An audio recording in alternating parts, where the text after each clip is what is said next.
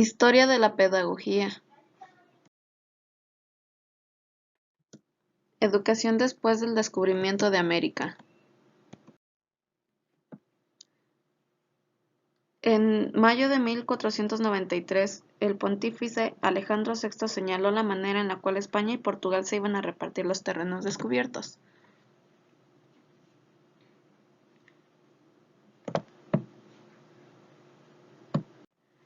La educación indígena estaba ligada al derecho de España de dominar las nuevas tierras, porque debido a esta tarea evangelizadora ostentaban los justos títulos a las posesiones americanas.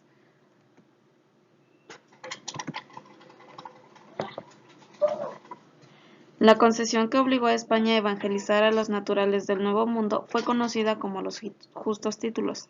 La enseñanza a los nativos de la religión y de buenas costumbres era la condición que justificaba la concesión a la monarquía española de los territorios occidentales. Los franciscanos, 1523 y 1536.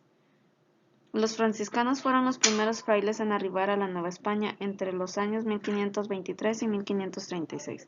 Su preocupación principal fue la de evangelizar a los nativos de estos nuevos territorios. Fueron los primeros interesados por introducir un nuevo conocimiento. La educación indígena durante los siglos XVI y XVII.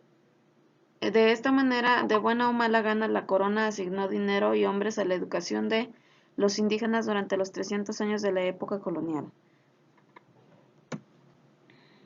Su principal ayuda durante el siglo XVI fue la Iglesia Católica, cuyos frailes, los franciscanos, dominicos y agustinos, dirigían las parroquias de los indios, llamadas doctrinas, y se encargaban de la evangelización y de la enseñanza.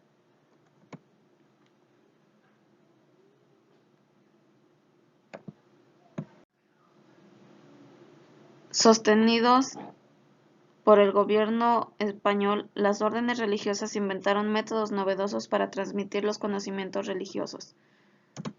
Pinturas, catecismos con dibujos en vez de palabras, métodos audiovisuales, danza, teatro y música, enseñanza de artes y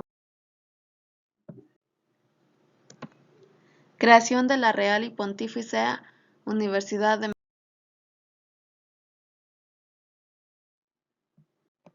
Los colegios universitarios se fundan a partir de 1573 con el propósito de cumplir el objetivo funcional, dividiéndose estos en tres tipos de instituciones de acuerdo a las finalidades propias de la enseñanza.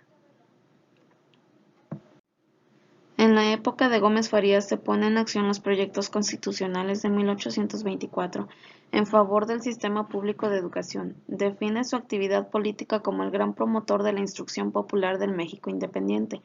Así, el Estado, y no el clero, sería el responsable de las nuevas decisiones en materia educativa. José Joaquín Fernández de Lizarde, activo intelectual que se dedicó al periodismo, la administración pública y la novela bajo el mismo común denominador, la crítica del antiguo régimen, sus instituciones y las formas de educación y socialización que permitían destacar no a los más capaces, sino a los más cínicos, relegando a los profesores, a la última clase de la sociedad. Su obra más importante, El Periquito Sarmiento. Augusto Comte aportó con su clasificación de las ciencias al jerarquizar a estas en un orden lógico que va de las más abstractas a las más concretas y complejas, empezando por las matemáticas y terminando en la sociología.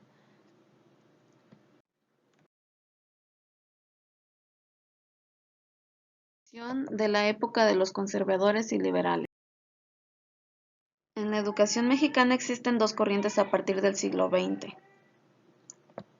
La de los conservadores y los liberales. Los conservadores sostenían la enseñanza religiosa, los dogmas de la Iglesia católica, el principio de autoridad eclesiástica y civil, la idea de que nuestra nacionalidad dio principio a la conquista española, etc. Los liberales se empeñaban en la libertad de enseñanza, el término del monopolio en la educación, una instrucción basada en la ciencia, etc. En 1857 se incluyó en la Constitución Política Mexicana el artículo 3º. La enseñanza es libre, así como se determinó qué profesiones necesitaban título para su ejercicio. quedando establecido el 15 de abril de 1861, y esta ley fue expedida por Juárez. Se crea la Benemérita Escuela Nacional de Maestros, encargada de formar personas que atiendan los niveles básico, que es primaria, y medio, secundaria. En 1885 el pedagogo suizo Enrique Rebsamen empezó sus disertaciones públicas ese mismo año en Veracruz, a partir de la idea de que nuestro país necesitaba consolidarse políticamente sobre la base de la unidad intelectual y moral. Dividió a la pedagogía en general, histórica y práctica, y distinguió entre educación e instrucción, entendiendo a esta como simple adquisición de conocimientos, mientras que aquella significaba desarrollo gradual y progresivo de las facultades humanas. Influencias europeas en el siglo XIX. En 1933, la educación superior en México padecía una de las más grandes crisis de su historia como resultado de los conflictos entre el Estado revolucionario y los establecimientos educativos que defendían su derecho a participar de los beneficios que acarrea el conocimiento.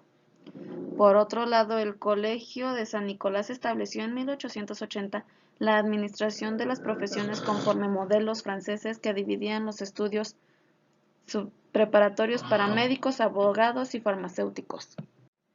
El 5 de febrero de 1917 se promulga la actual Constitución mexicana en la ciudad de Querétaro. Desde su llegada a México, Vasconcelos se dedicó a trabajar arduamente en el Programa Educativo Nacional. A partir de 1920 colaboró estrechamente con Obregón en el Departamento Universitario y de las Bellas Artes, fundado por Carranza en 1917. Bajo la dirección intelectual de Vasconcelos se promulgó la ley que creó el Ministerio de Educación.